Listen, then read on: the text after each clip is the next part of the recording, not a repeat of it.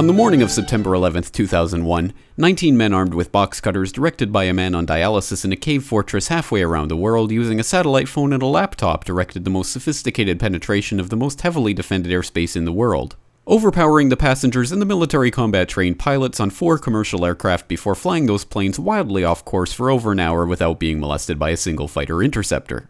These 19 hijackers, devout religious fundamentalists who like to drink alcohol, snort cocaine, and live with pink-haired strippers, managed to knock down 3 buildings with 2 planes in New York. While in Washington, a pilot who couldn't handle a single-engine Cessna was able to fly a 757 in an 8,000-foot descending 270-degree corkscrew turn to come exactly level with the ground, hitting the Pentagon in the Budget Analyst Office where DoD staffers were working on the mystery of the $2.3 trillion that Defense Secretary Donald Rumsfeld had announced missing from the Pentagon's coffers in a press conference the day before, on September 10th, 2001.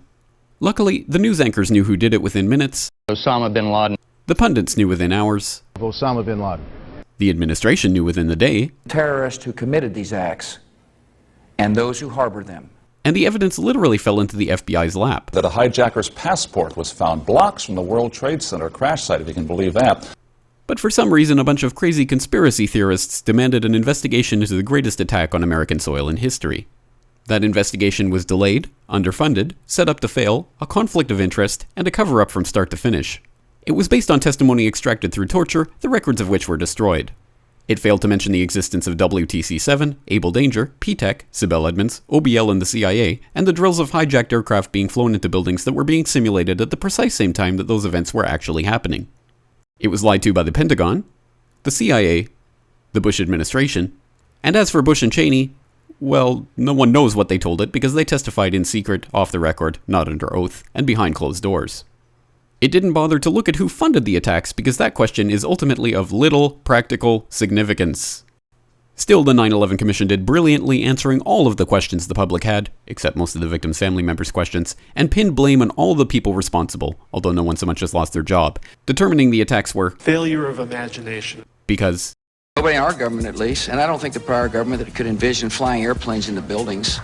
Except the Pentagon, FEMA, NORAD, and the NRO. The DIA destroyed 2.5 terabytes of data on Able Danger, but that's okay because it probably wasn't important. The SEC destroyed their records on the investigation into the insider trading before the attacks, but that's okay because destroying the records of the largest investigation in SEC history is just part of routine record keeping.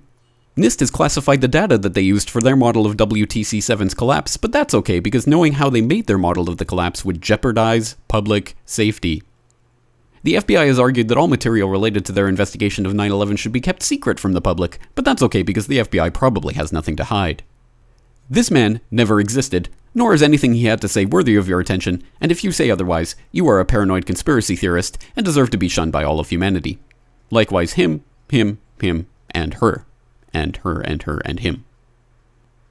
Osama bin Laden lived in a cave fortress in the hills of Afghanistan, but somehow got away.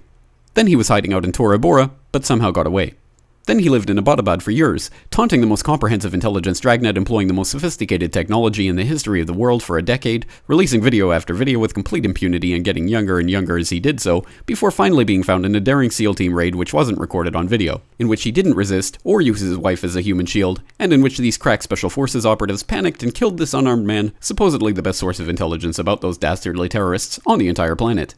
Then they dumped his body in the ocean before telling anyone about it. Then a couple dozen of that team's members died in a helicopter crash in Afghanistan.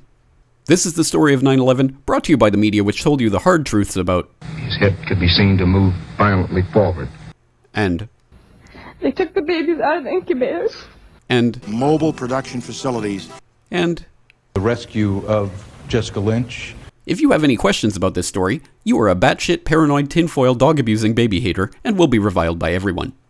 If you love your country and or freedom, happiness, rainbows, rock and roll, puppy dogs, apple pie, and your grandma, you will never ever express doubts about any part of this story to anyone.